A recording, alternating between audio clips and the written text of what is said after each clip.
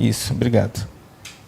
Um dos evangelhos canônicos, para ilustrar o que eu vou colocar aqui. Então, eu trouxe aqui duas passagens.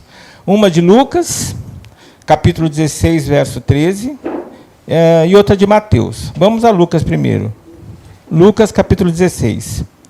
Nenhum servo pode servir a dois senhores, porque ou há de odiar um e amar o outro, ou há de chegar a um e desprezar o outro. Não podeis, então, servir a Deus e a Mamon. Então, esse trechinho está em Lucas 16, versículo 13. Agora, Mateus, capítulo 19, versículo 16. Eis que alguém se aproximou de Jesus e lhe perguntou: Mestre, que farei de bom para ter a vida eterna? Respondeu-lhe Jesus: Por que você me pergunta sobre o que é bom? Há somente um que é verdadeiramente bom. Se você quer entrar na vida, obedeça aos mandamentos. Quais? Perguntou o rapaz a Jesus. E Jesus respondeu: Não matarás, não adulterarás, não furtarás, não darás falso testemunho, honrai pai e mãe, amarás o teu próximo como a ti mesmo. Disse-lhe então o jovem: A tudo isso tenho obedecido.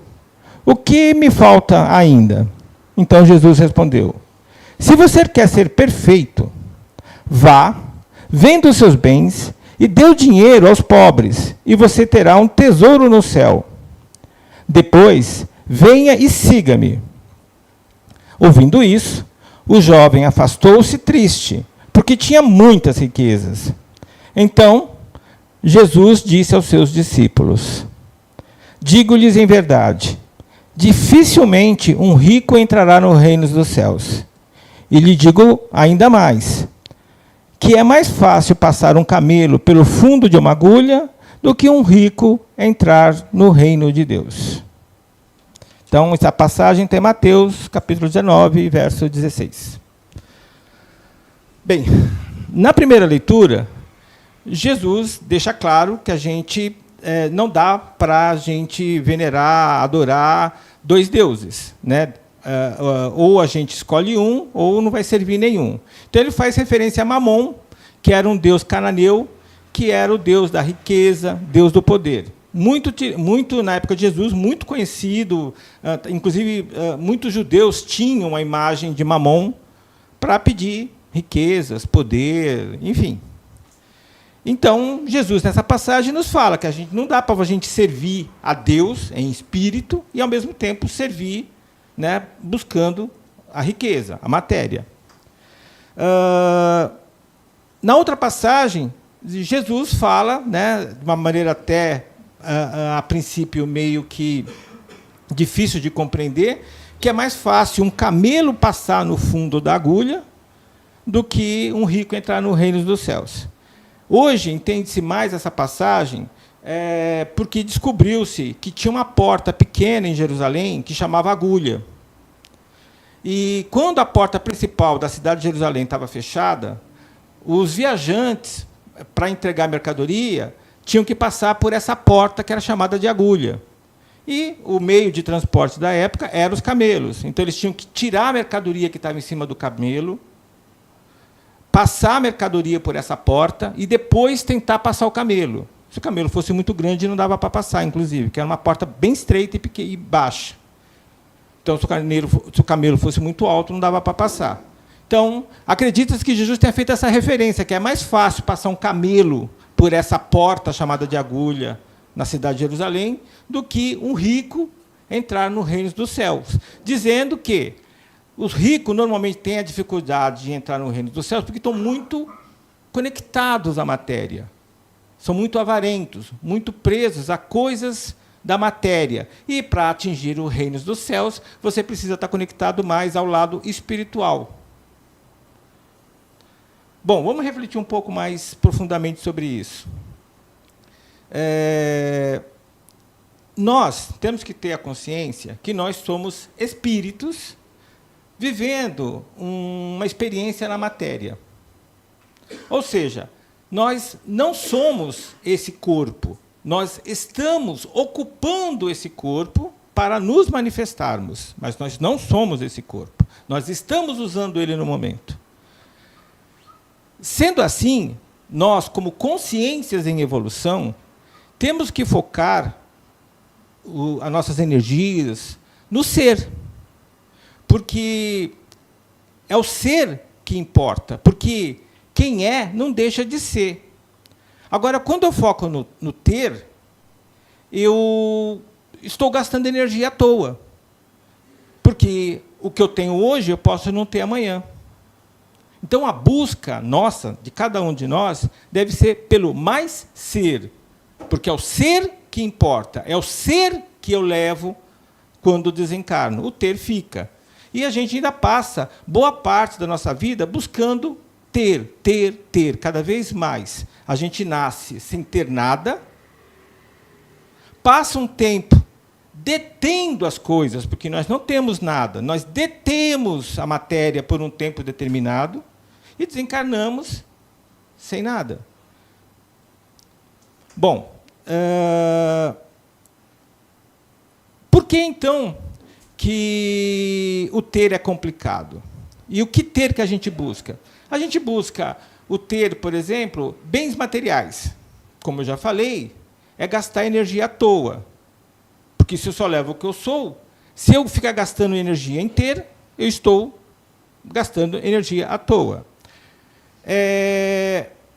Eu gasto também buscando o ter prazer. Mas o ter prazer, viver em função do prazer, também é gastar energia à toa. Por quê? Porque a gente busca o prazer para ser feliz. Feliz de maneira plena.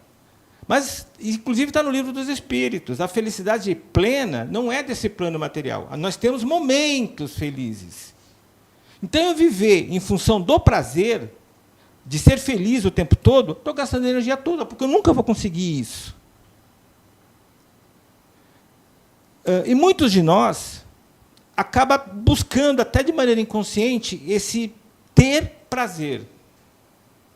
Ou seja, acorda, come, bebe, busca algum tipo de prazer, dorme, para no outro dia repetir tudo isso de novo. Comer, beber, se divertir, fazer coisas que gosta, dormir, para outro dia repetir isso de novo. Trabalha para buscar sobrevivência, né, para poder ficar repetindo esse ciclo. Quem vive assim são os espíritos que estão no reino animal, que buscam comer, beber, sobreviver, procriar, dormir, para outro dia fazer tudo isso de novo. Nós, como seres racionais, que temos consciência do nosso próprio existir, a gente não pode se limitar a viver dessa forma, buscando prazer de maneira contínua. A gente, sim, tem que buscar o prazer, também está no Livro dos Espíritos, que a gente tem que buscar ser feliz, na medida do possível, com responsabilidade. Porque felicidade, gente, é um estado de espírito. Nós temos momentos felizes. No mesmo dia, inclusive, a gente pode ter momentos de alegria e momentos de tristeza.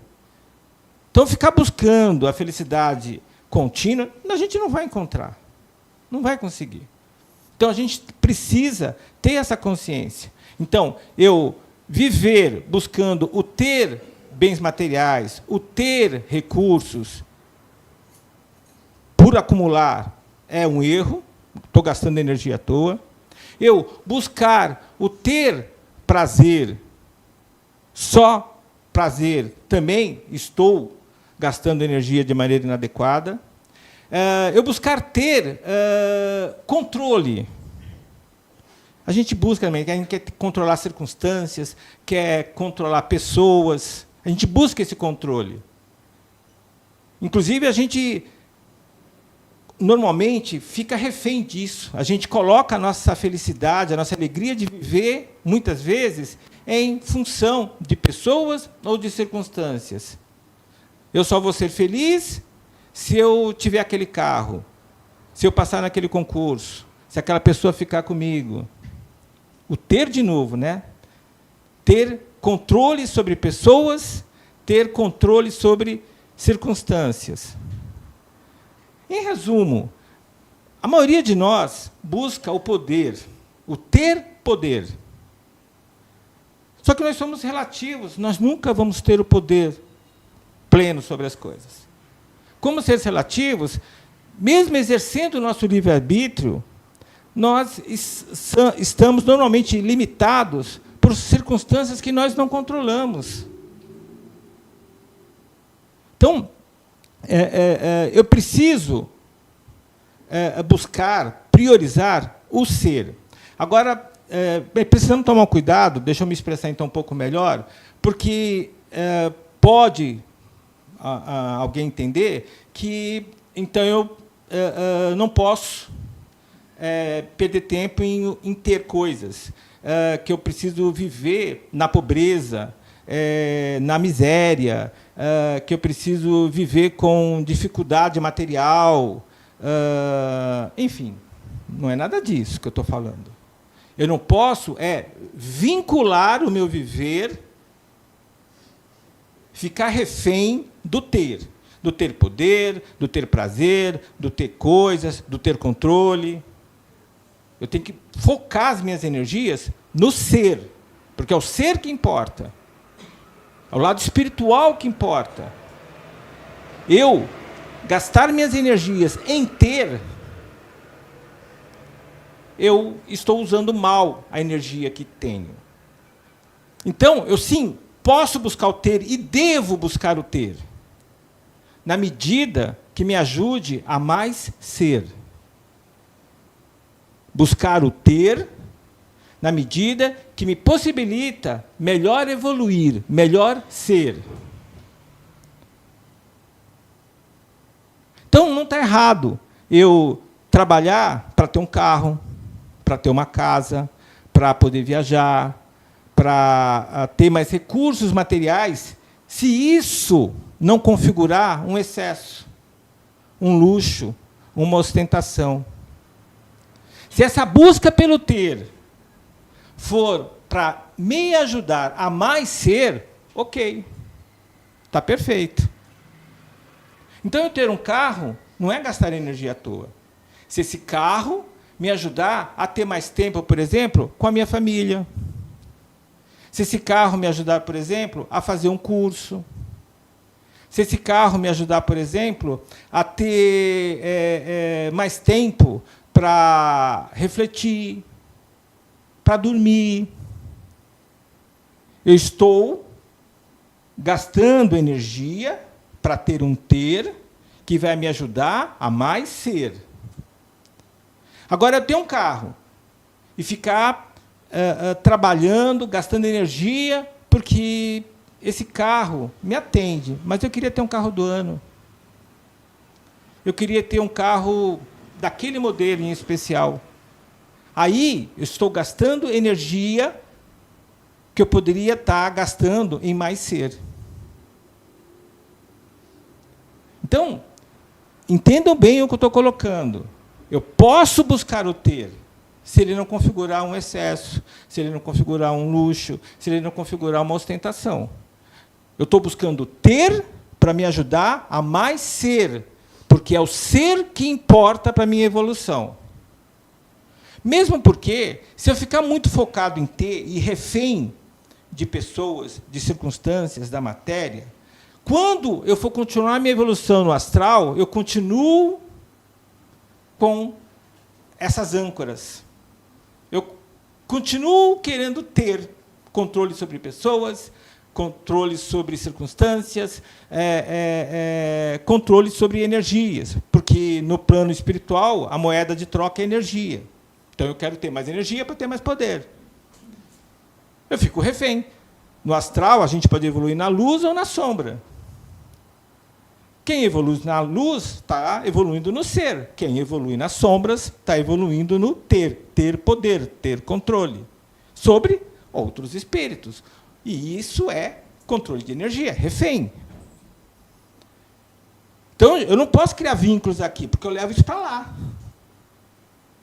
Essa consciência. Eu não consigo levar a matéria, mas eu levo a consciência do ter.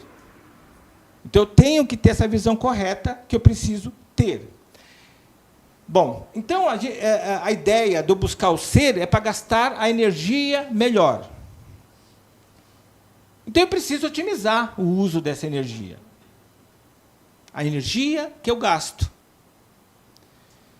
E isso é importante, porque nós somos, eu já falei isso em outra oportunidade, nós somos usina de processamento de energias. Nós captamos energia do prana, que é a energia universal, do fluido universal que está à nossa volta. Nós captamos energia da Kundalini, que é a energia do núcleo do nosso planeta. Nós captamos energia dos alimentos que comemos, da água que bebemos, do ar que respiramos. Ou seja, nós absorvemos energia de diversas fontes diferentes. Processamos, usinamos essas energias e gastamos essa energia para manter essa máquina biológica funcionando, para a gente poder se manifestar. E gastamos energia para falar, para a gente atuar, né, fazer as coisas. O fato é que nós gastamos energia o tempo todo. Mesmo quando nós estamos dormindo, nós estamos gastando energia. Quando pensamos e sentimos, nós gastamos energia. O tempo todo nós gastamos energia. Ou seja, quando eu estou pensando e sentindo, estou gastando energia? Estou. Nós estamos, inclusive, irradiando essas energias. Por isso que a gente tem que tomar cuidado com o que a gente pensa e sente. Porque eu poluo o universo à minha volta com meus pensamentos e sentimentos, enveneno os meus corpos físicos e espirituais com aquilo que penso e sinto. Ou seja, eu estou usinando energias o tempo todo. Então, eu preciso usinar energias que me ajudem a mais ser. E quando eu estou buscando ter de maneira incondicional, viver sem essa consciência que é o espírito que importa, eu estou, então, usinando, processando mal essa energia. Não estou otimizando o uso dessa energia. E eu preciso ter essa consciência que o que importa é a energia que eu uso, como eu uso essa energia.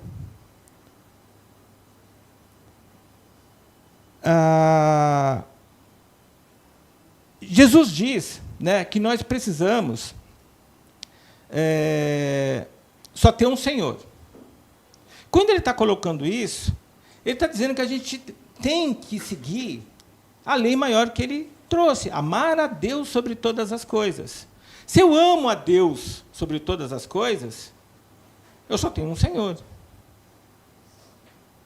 Só que, vamos entender isso direito, amar a Deus sobre todas as coisas significa amar todas as suas manifestações. Porque é assim que Deus se manifesta, através da criação, através de suas leis, através da natureza.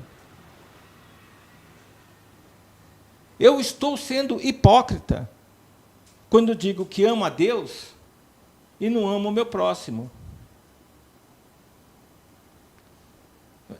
Isso não significa gostar, também já falei isso. Eu posso não gostar da pessoa, do jeito que ela pensa, do jeito que ela sente, do jeito que ela fala, mas eu a amo.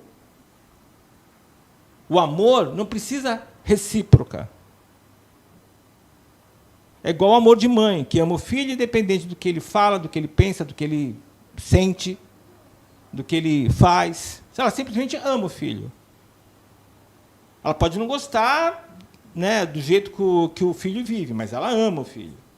É esse amor que Jesus pediu para a gente ter. Porque, quando eu pratico esse amor, eu estou verdadeiramente amando a Deus, tendo um só Senhor. Estou amando o divino manifesto nas pessoas à minha volta, eu estou amando o divino manifesto na natureza à minha volta. Então, isso inclui animais, isso inclui os vegetais, isso inclui o mundo físico à nossa volta, que é a manifestação do Criador. E cada um de nós é uma manifestação desse Criador. A gente costuma dizer que cada um de nós tem a centelha divina. Ou seja, nós temos o DNA divino, que quer se manifestar através de nós. Mas nós, com os nossos egoísmos, com os nossos pensamentos e sentimentos, embotamos essa luz divina.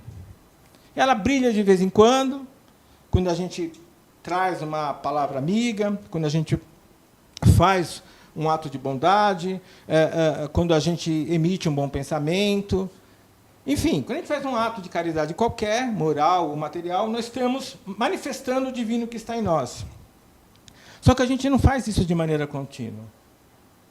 E a gente precisa fazer isso de maneira contínua, para que, assim, nós possamos verdadeiramente manifestarmos o divino através de nós, fazendo boas obras, sendo bons instrumentos do Pai, que faz uso da nossa manifestação para criar o universo, para melhorar o universo. E por isso que nós temos, cada um de nós, que fazermos a nossa parte. A gente tem que parar de ficar observando, notando o que o outro fez ou deixou de fazer, falou ou deixou de fazer. Nós temos que fazer a nossa parte, usar a nossa energia da melhor maneira possível, independente do outro. Se cada um de nós tiver essa preocupação, nós estaremos verdadeiramente honrando o nosso Pai, tendo um só Senhor. Bom, vamos agora, então, fazer o nosso encerramento. Então, vamos nos desconectando, né, do pessoal do YouTube, vamos vibrando, né, energias de paz e amor para todos que nos acompanham, que as águas de suas casas sejam fluidificadas.